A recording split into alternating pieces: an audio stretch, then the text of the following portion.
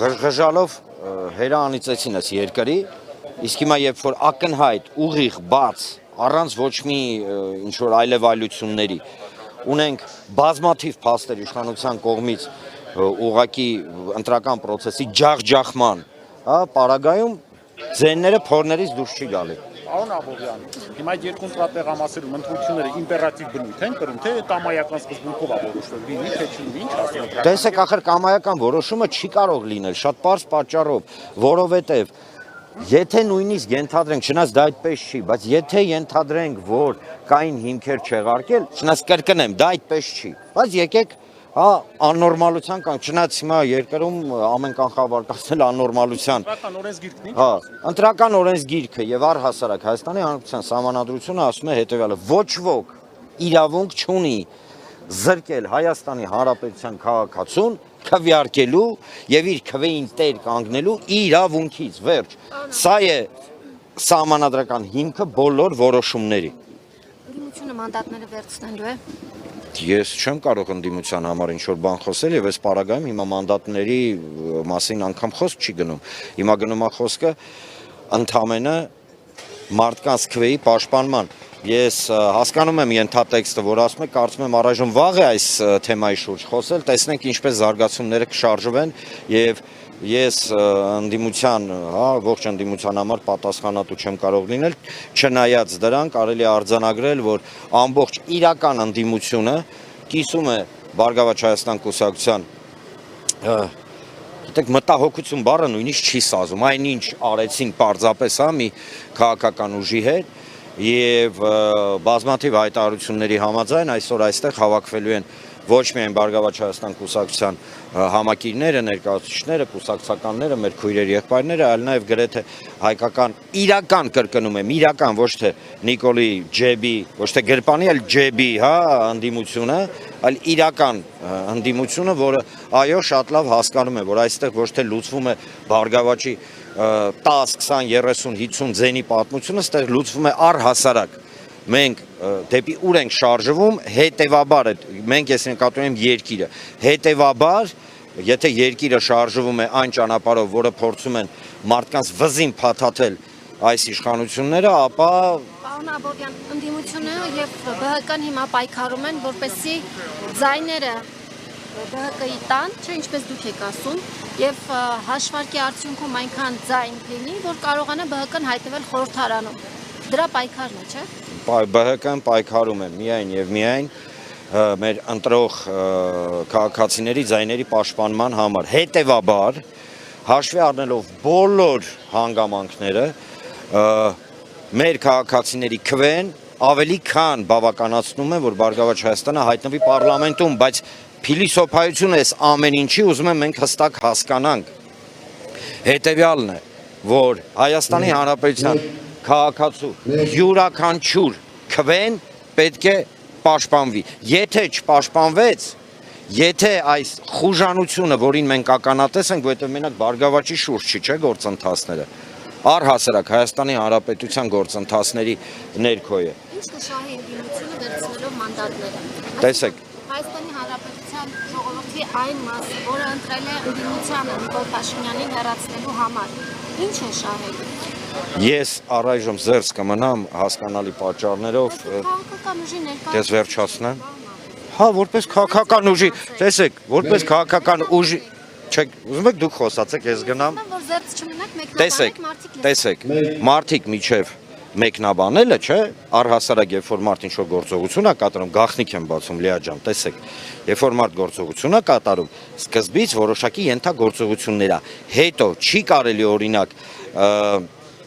ինչ-որ մի գործողության մասին խոսել, երբ որ հիմքում այդ գործողության առայժմ ոչ մի բան չկա, եկեք սպասենք, տեսնենք ինչ է լինում, համաձայն այդ նորմալ եմ չէ բացատրում, համաձայն այդ մեր տեսացի արդեն ընդդիմությունը, նաև Բարգավաճ Հայաստանը իր հետևությունները կանի եւ բնականաբար այդ ձեր հնչեցրած հարցերի պատասխանը կտա։ Այսինքն մենք կարանք այսօր խոսանք ինչ կլինի օրինակ եթե սենց լինի, հիմա մենք գտնում ենք մի իրավիճակում, երբ որ եթեներով հենց հիմա այս րոպեին, այսօր խոսալ չի կարելի։ Եվ ինչու այս փուլում Գագիկ Ծառուկյանի նկատմամբ մեղադրանք առաջադրվեց։ Շատ բարձ պատճառով սա ուղղակի անթակույց ճնշում է, որի մասին նույն Փաշինյան Նիկոլը առավոտից երեկո խոսում է եւ չի էլ թաքցնում, որ ճնշումների միակ նպատակը դա նեյտրալիզացնել հայամետ ուժերը, կոպիտ ասած, որ իրանք հանգիստ գնան իրանք թուրքերի, ադրբեջանցիների հետ իրանք հարցերը լուծեն։ Սա է, եթե սա շատ հա տնավարի բացատրենք։ Որում այսօր ասել է հացին կակա են ասելու, այդ թվում ձեր ուժի ղեկավարը եւ մյուս հիմնադիրները։ Թույլ տվեք, ես չմեկնաբանեմ Հայաստանի Հանրապետության այս կամ այլ քաղաքացու, հա, խոսքերը, որոնք իրենց մեջ վիրավորական կոնտեքստ են պարունակում։ Եկեք անենք հետևություն, ըստ էության իշխանությունը չունի ասելիք, բացի ռեպրեսիվ ապարատը միացնելու, այսինքն ոչ թե կառուցողական դաշտում, այլ հայանպաստ դաշտում այս իշխանությունը անելիք չունի, որովհետև եթե ինքը անելիք ունենար, ինքը մի քիչ չափավոր կխոսեր եւ նվազագույնը կհարգեր գոնե իր ընտրազանգվածին, չնետելով մարդկանց քաղաքացիներին իրականում հակամարտության մեջ, որովհետև սրանով ինքը իր համակիրներին ու սենց ասենք, հա, ոնց որ սենց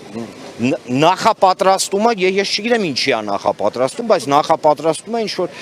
վատ քայլերի։ Ես մի բան ասեմ եւ վստահաբար կարող եմ պնդել, որ իշխանությունը չունի ասելիք Հայաստանի ժողովրդին, իշխանությունը չունի ասելիք Հայաստանի Հանրապետությանը, իշխանությունը ունի միայն կատարելիք, ինչ-որ գործողություններ կամ հրահանգներ, միգուցե չգիտեմ, որը ինքը ստացել է արտաքին ուժերի կողմից եւ որում ինքը ըստ էության մեղադրում է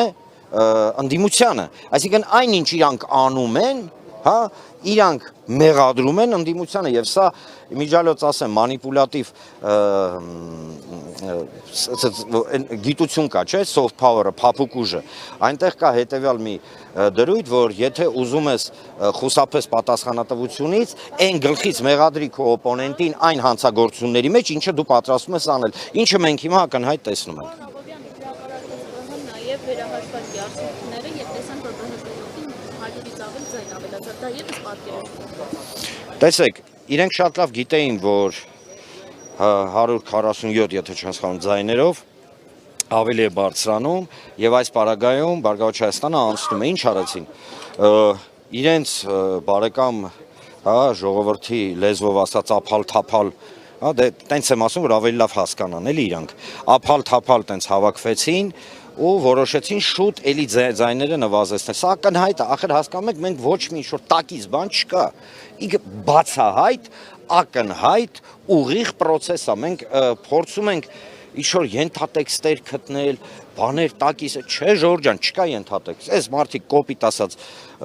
կացինը առած մուրճել չի, կացինը։ Իրանց բարեկամ եղբայրների սիրած զենքն է։ Կացինը առած ուղակի կացնահարում են ամբողջ նույնիսկ ժողովրդավարության նշույլները եւ անհամաձայններին։ Մի հարց ունեմ ես իշխանություններին։ Հիմա ինչ, այն մարդիկ, ովքեր ձեզ հետ համաձայն չեն, հայ ժողովուրդը չեն, այսինքն իրենք ընկալում են հայ ժողովուրդը միայն այն մարդկանց, ովքեր իրանց հետ համաձայն են։ Ունեն վատ նորություն իրանց համար։ Իրանց հետ շատ քիչ մարդ է համաձայն, նույնիսկ այն մարդիկ, ում այս կամ այն եղանակով տարել էին ընտրության։